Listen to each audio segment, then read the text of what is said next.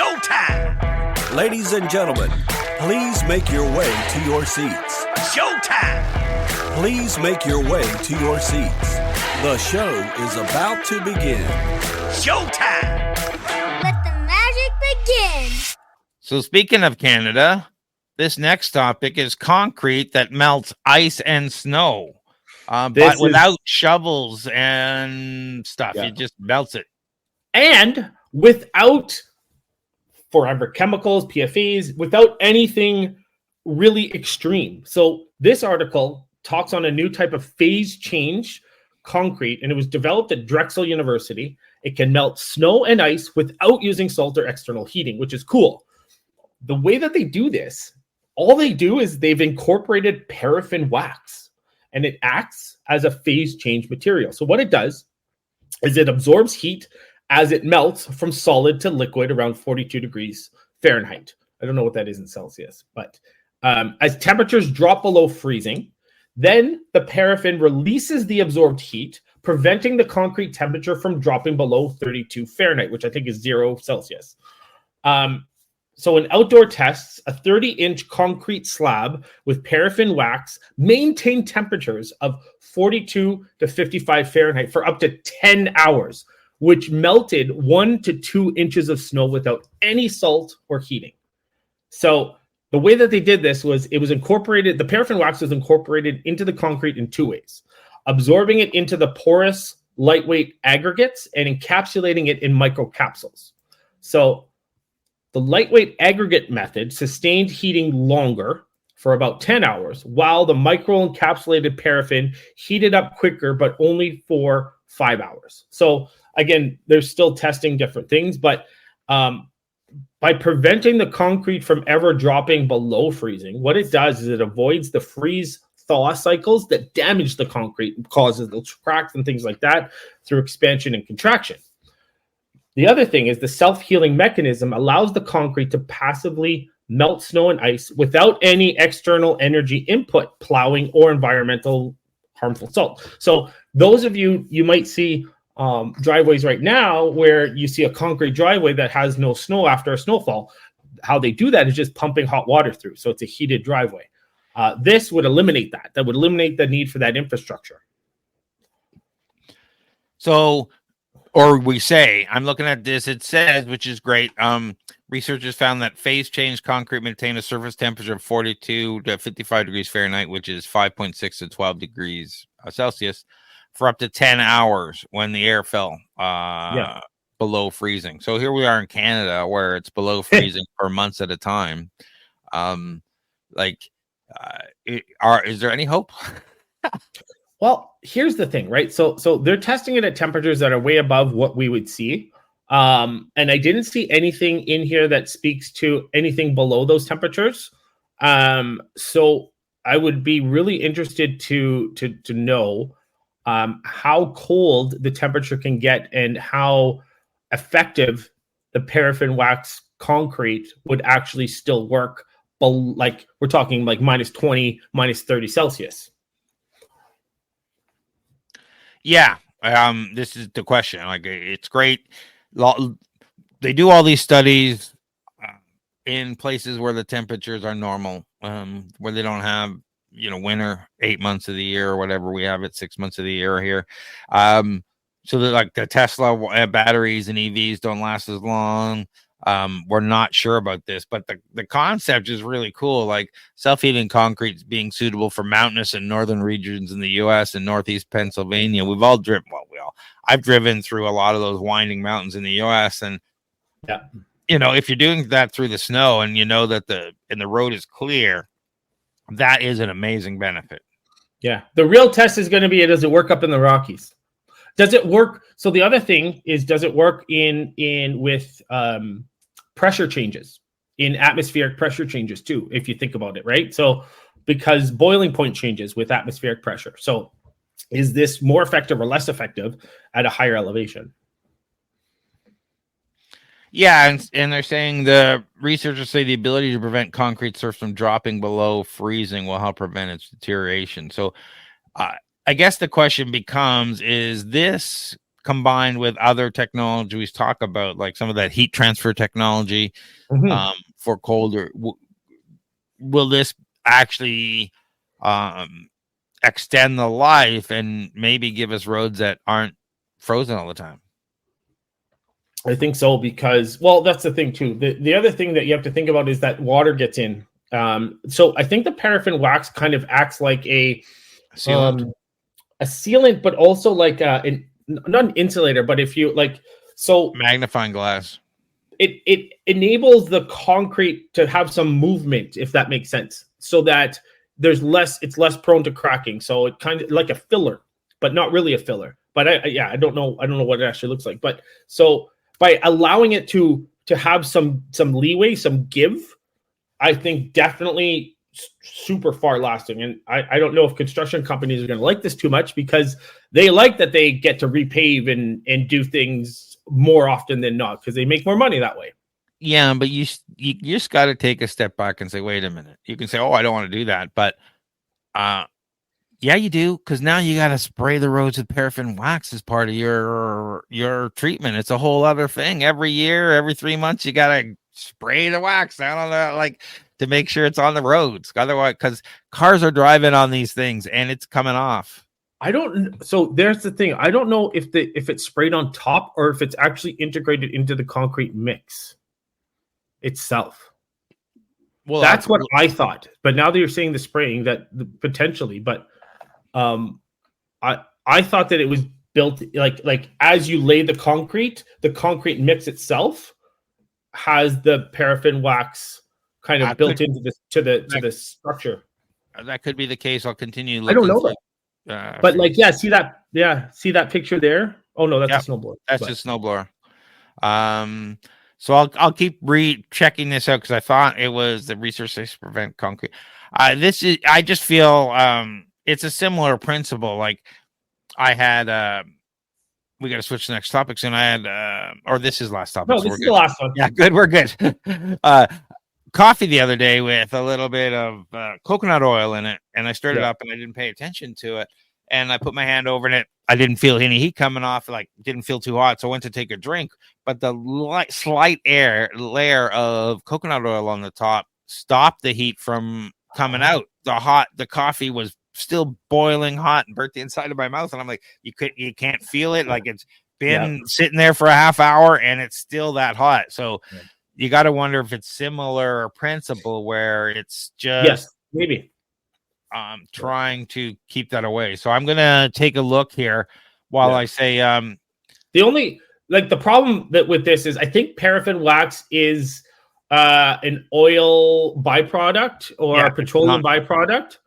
So it's not biodegradable. It's not the best. But they are, as you're doing a search, they are looking at other potential alternative phase change materials. So one is fatty acids. So materials like stearic acid have melting points in the desired range. Salt hydrates, polyethylene glycols, agar, bio-based waxes. So that could be better, like soybean or canola. So shape memory alloys. So that's kind of like the phase change things that we were talking about before. Hydrated salts, organic fatty acids could even work too. So there's a bunch of, we're just on the cusp, on the precipice of this. So there's two ways that they've tested this. One is coating small pebbles with paraffin and then putting that in the concrete.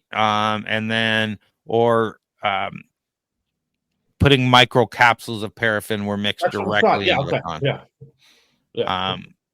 So that unfortunately, again, paraffin wax, I don't know. They test it at low temperatures. Do they test it at high temperatures? Because does that stuff melt and disappear when the road hits 100 degrees? Yeah. Like what's going to happen because climate change, right? And we're getting hotter and hotter. So you're talking about literally concrete or maybe black tar on top or whatever, where the sun is hitting on it. You've never touched the road or whatever in a summer day and holy crap, that's hot. This is exactly what we're talking about. So I'm curious as to the longevity. I love what we're doing here. And if paraffin wax will do it, what else will do it, right? That's why I'm encouraged by it. It would be nice to see what kind of environmentally friendly alternatives, like we were talking about, using those shrimp shells to make leather, which is a great solution. What else out there can we use to make a paraffin wax type replacement? Yeah. And just going back to your comment about the oil, and there's a comment from a LinkedIn user, says, reminds me of a story I heard yesterday. Scotch on the rocks comes from using chilled rocks during ice unavailability. So interesting, but yeah, that's probably true. Yeah. They use like stones or metal and stuff. Now you can buy those little kits that you freeze instead of ice. It doesn't water it down, because that's sacrilegious. Apparently, I'm not a big Scotch drinker, but thank you for the comments, LinkedIn user. Yeah, appreciate the interaction, guys. Yeah, this is great. Like, I think we would all love to be able to get out, brush our car off and go and have the snow automatically melt off the thing and not have to worry about plowing our driveway. It would be nice that if our cars would just melt the ice and snow, if we had phase change metals or heat up, and the glass itself could heat up. That would be cool.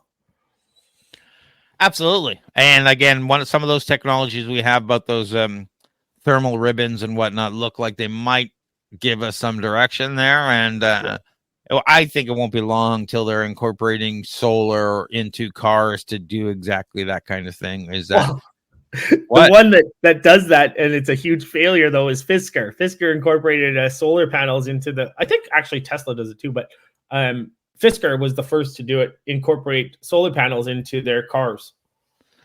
Yeah, imagine this is going to be a long run. I love solar and I love where it's going. It's just not super efficient right yet. No.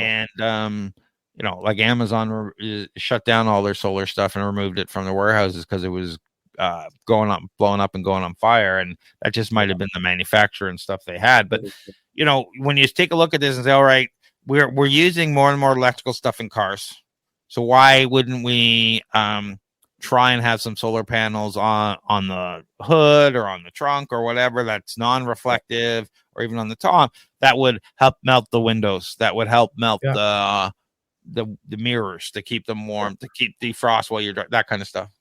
And obviously not to charge our EVs, because we're talking about hydrogen powered cars, right, Craig? Ideally, that would be long term, but like you're still using power, and like the whole point is that it'd be great if we're using hydrogen power. That's great, but wouldn't it be nice if you click a button on your car and it uses those solar panels to automatically melt the ice off your car? Oh yeah, no, I totally agree. Sorry, I had to get that dig in for EVs. That's why. Yeah, of course. All right. Any last words on this? No. This is great. This is sorry guys for speeding through this today. We had a little bit of a hiccup, and this has been a great discussion for sure.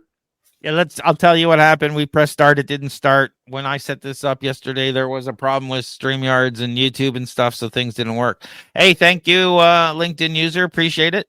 Appreciate you being here. John, what do you got going on?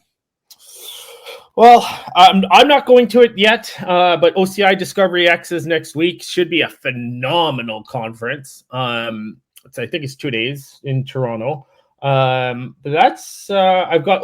There's a fractional dinner that's been organized by Ryan Wong coming up this April 25th, which is going to be really cool. He does some really good events. He does some generative AI events and different things. So really cool stuff.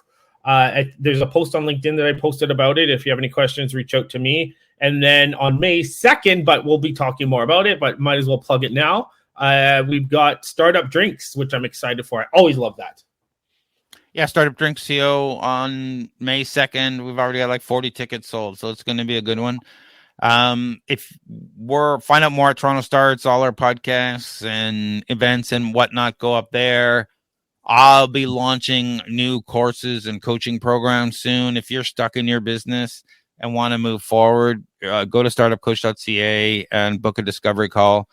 I'm launching some new courses to teach knowledge workers, busy professionals, technical gurus how to turn their knowledge into a high ticket course. So look for that coming soon, and basically teaching people how to productize their knowledge.